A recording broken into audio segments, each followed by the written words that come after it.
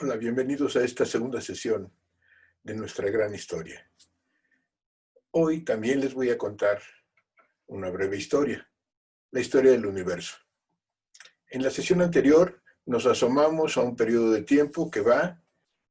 de los miles de millones de años, de 13.800 millones de años a 3.000, 4.000 millones de años. Fue el horizonte que exploramos en la sesión anterior. El día de hoy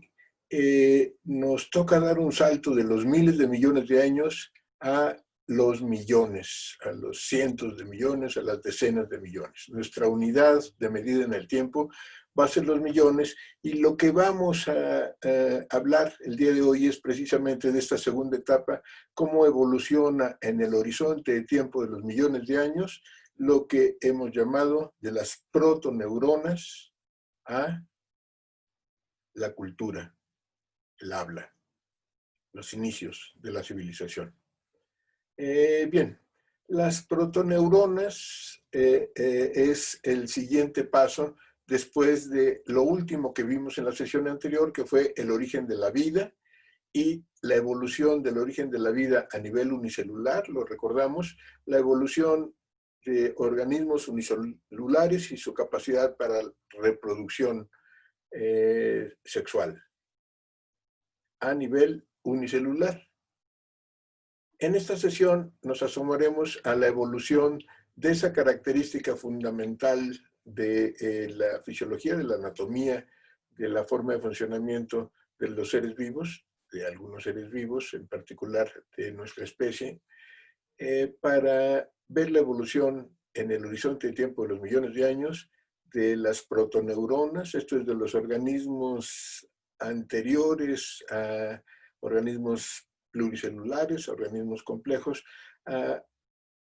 estas estructuras unicelulares que son el antecedente de las neuronas y con ello el antecedente de la inteligencia y uno de sus productos que nos interesa a lo largo de estas sesiones, que es el conocimiento humano.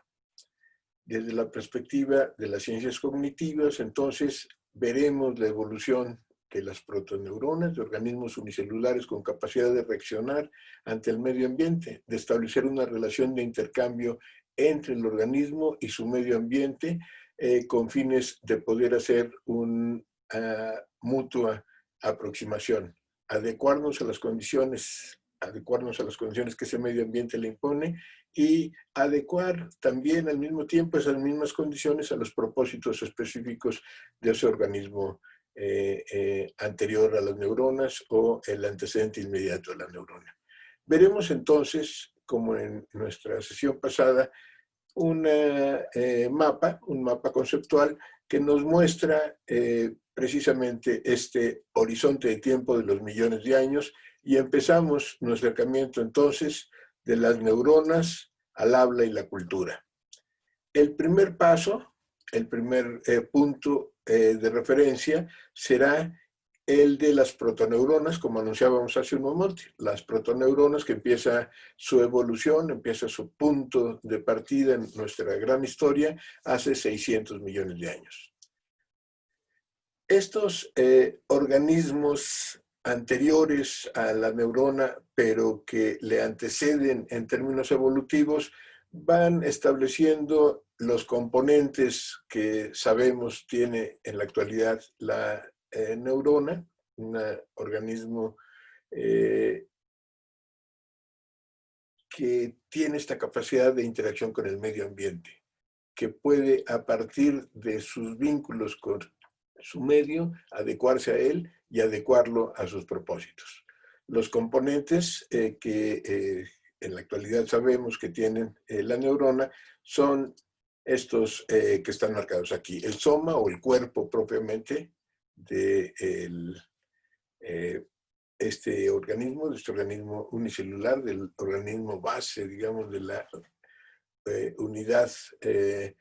central de una neurona, que son el cuerpo, soma, las dendritas, las ramificaciones que se encuentran a partir del soma en diferentes puntos de conexión, y finalmente el axón, esta cola que eventualmente puede bifurcarse y tiene sus propias dendritas. Entonces, el soma, el núcleo, las dendritas, las ramificaciones de conexión y el axón, esta especie de cola que también termina en bifurcaciones hacia dendritas de conexión con otras células. El siguiente salto, el siguiente punto que nos interesa resaltar en nuestra gran historia es el periodo cámbrico. El periodo cámbrico es la primera etapa de la era paleozoica, de la era de los orígenes de un tránsito prodigioso del origen de la vida y sus expresiones en formas unicelulares a la proliferación de organismos vivos, pero con una cierta complejidad, con la característica fundamental del principio de ser pluricelulares, de poder agrupar diferentes células y componer lo que a lo largo de la evolución serán tejidos, órganos y sistemas. El periodo cámbrico se divide en 3 etapas. El inferior, de los trilobites, es una forma característica de este periodo, el periodo inferior del cámbrico. El superior, donde empieza a existir vida en diversidad de organismos multicelulares, y en particular nos interesa una evolución, un hilo de evolución de la neurona, de el desarrollo de lo que serán sistemas nerviosos y la coordinación entre individuos de diferente especie de movimientos. Esto es de interacciones con el medio ambiente, pero ya no solamente como un organismo pluricelular con capacidad de reacción ante el medio, sino en grupos. Y ese es precisamente el punto que alrededor de 500 años nos distan de esta evolución, de esta notable evolución de la neurona a sistemas nerviosos y a sistemas nerviosos que tienen la capacidad de tener movimiento conjunto. El movimiento de los peces, el movimiento de grupos de peces es una expresión precisamente de esta evolución de neuronas unicelulares a sistemas nerviosos complejos y la capacidad de interacción entre diferentes individuos de la misma especie con estos movimientos coordinados que mencionábamos previamente. Entonces estamos en 500 millones. Pasamos en 100 millones de años de las protoneuronas, 600 millones, a sistemas nerviosos complejos en donde individuos de la misma especie pueden coordinar movimientos entre sí en 500 millones de años. Los siguientes hitos, los siguientes pasos que vamos a establecer es el surgimiento de la vida terrestre que evoluciona en la vegetación. Esto se da entre 475 y 450 millones de años, y esta vegetación que se empieza adecuando a diferentes lugares de la vida de la Tierra en las características alrededor de cursos de agua, esto es vegetación fluvial, alrededor de los litorales con los diferentes cuerpos de agua, con los mares y océanos, y finalmente la vegetación de montaña. El siguiente punto, el quinto punto evolutivo en este periodo de los millones de años es el surgimiento de los mamíferos hace aproximadamente 200 millones de años. Los mamíferos, vale recordarlo, pueden tener 3 medios de vida fundamentalmente. La mayoría de ellos, de los mamíferos, son criaturas que habitan el espacio terrestre. Los hay aéreos, como los murciélagos, y los hay acuáticos también, como los delfines, como las morsas, los lobos de mar, etc. 200 millones de años los mamíferos. Las especies dominantes durante este periodo de tiempo, de los 200 millones hasta los 65 millones, que ocurre un hecho que da fe de esta situación de no previsibilidad, de que la historia no es una línea con un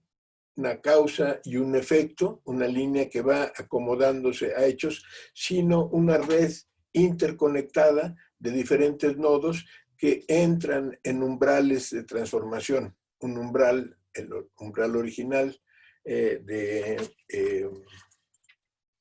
este momento de umbral, como se le llama en la gran historia. El primer momento de umbral es el Big Bang, el siguiente es el surgimiento de las estrellas, el siguiente es la composición de elementos de átomos complejos que dan origen en su evolución. Así llegamos a un momento de umbral a lo largo de esta gran historia hace aproximadamente 65 millones de años. Cuando un cuerpo celeste, un meteorito, se impacta en la Tierra, cerca de lo que actualmente es la península de Yucatán, y crea condiciones que transforman y que hacen que la especie dominante, las especies dominantes, los dinosaurios en sus diferentes manifestaciones, se extingan, y con eso da pie a que los mamíferos, que entonces eran presa fácil de esa especie dominante, los dinosaurios, puedan empezar a evolucionar, a proliferar y a tener posteriormente, unos años después, la capacidad de ir estableciendo nuestros abuelos, nuestros ancestros más remotos. 65 millones de años, Chicxulub, y esta transformación en las condiciones, este umbral, momento de umbral en la gran historia, que cambia el curso de la historia y lo orienta a las condiciones donde los mamíferos se desarrollan, en particular una especie de los mamíferos que somos los primates, la especie humana comprendida dentro de esta rama de evolución. Y una característica interesante, una característica muy importante para el siguiente paso que vamos a dar, es la de la empatía. Esto es, los mamíferos de manera natural, por condiciones biológicas, cuidamos a nuestras crías. Particularmente las hembras tienen una relación fundamental en la crianza y en la educación primaria y a lo largo de la vida de las crías.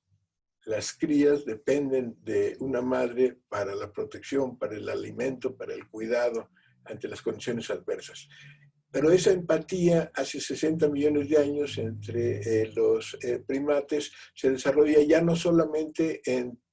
por propósitos de la crianza, sino que se extiende hacia otros individuos de la misma especie. 60 millones de años para los surgimientos, para los indicios que los arqueólogos nos pueden identificar y nos permiten encadenar precisamente que de esa empatía y de ciertas habilidades, en particular hace 50 millones de años, la capacidad del pulgar opuesto, la capacidad prensil con dos de nuestras extremidades dedos, que son el punto antecedente para la habilidad de hacer herramientas. Originalmente para tallar piedras, posteriormente para hacerlo con otros elementos, madera significativamente, huesos, espinas, astillas, y eso es el antecedente que nos permite hablar de los homínidos hace 18 millones de años, que tienen ya esta capacidad de el pulgar opuesto y que empiezan a ser el antecedente inmediato de la abuela Lucy. La abuela Lucy, o Australopithecus afarensis, es el hallazgo fósil más antiguo dentro de la evolución de los homínidos hacia la Homo sapiens, hacia las especies posteriores, las derivaciones posteriores evolutivas. La abuela Lucy, entonces, entre 3.2 y 3.5 millones de años, Australopithecus afarensis es el nombre técnico de este hallazgo arqueológico, nos da la evidencia de un antecesor, de una antecesora que en este horizonte de tiempo, 3,5 millones de años, nos permite hablar ya de lo que sería el paso fundamental, el salto que junto con la empatía, junto con el pulgar opuesto, junto con otras habilidades de talla, de observación, de caza, de pesca, de recolección, permiten que nuestra especie desarrolle un gen particular, el gen del habla. Y con esto lo asociamos también a un horizonte de tiempo de 30 millones de años, donde nuestra especie, nuestras especies afines, nuestros primos hermanos, entre los primates, desarrollen habilidades que conocemos como cultura. La imagen que la ilustra es un mono utilizando una vara, una extensión de su propio brazo para fines de caza, para fines utilitarios. Esto es el hacer y usar herramientas. Originalmente herramientas que se usan y se desechan, y posteriormente herramientas que van evolucionando para volverse instrumentos cada vez más complejos. Esto nos lleva entonces, recapitulando, a nuestro mapa conceptual completo, en donde partimos de las neuronas y llegamos al habla, al gen del habla, hace 1,2 millones de años. Partimos de los 600 millones de años, las protoneuronas, la evolución hacia el cámbrico, los movimientos grupales en la especie, el surgimiento de la vida terrestre, los tipos de la vida terrestre, fluvial, litoral, de montaña, el surgimiento de los mamíferos, la transformación por Chicxulub, por este cambio climático global que se da con la consiguiente extinción de la especie dominante, y la posibilidad de dar pie a que en la evolución sean los mamíferos, ciertos mamíferos en particular, los primates, y las características que hemos señalado: la empatía, la habilidad del pulgar opuesto, la transformación de caminar de manera erguida, caminar en nuestros dos pies, el antecedente de la abuela Lucy, Australopithecus afarensis, que lleva su nombre Lucy porque los arqueólogos que en los años 70 en Etiopía estaban excavando el lugar donde fue hallada Lucy, estaban escuchando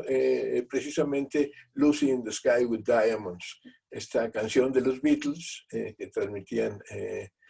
por la radio, y que les permitió a estos arqueólogos que encontraron los restos de la hoy llamada Lucy, bautizarla, darle este nombre de referencia y tener una evidencia arqueológica de nuestros ancestros directamente ligados en la evolución de nuestra especie, más remotos, alrededor de los 3,5 millones de años. Para culminar nuestro viaje en el gen del habla y la cultura. Damos con esto pie a un acercamiento a una nueva etapa, un próximo capítulo, en donde, así como de la sesión pasada pasamos de los miles de millones de años, ahora en esta sesión anduvimos en los cientos y decenas y unidades de millones. En la próxima sesión daremos este salto también en la escala del tiempo y en la escala del conteo de los años, para hablar de cientos de miles a decenas de miles de años. Pero en esa próxima sesión ya tendremos oportunidad de continuar nuestra conversación. Mientras tanto, hoy nuestro capítulo segundo en la gran historia fue de las protoneuronas a el gen del habla y los orígenes de la cultura. Espero que hayan disfrutado, como nosotros hacemos, la posibilidad de facilitar su aprendizaje. Lo que nos interesa en nuestro proyecto es que ustedes aprendan. Es encontrar facilidades, encontrar las condiciones que permitan complementar de diferentes modos, con la lectura, con la vista y con la escucha de videos, de documentales, de música, de sonidos, ustedes puedan ampliar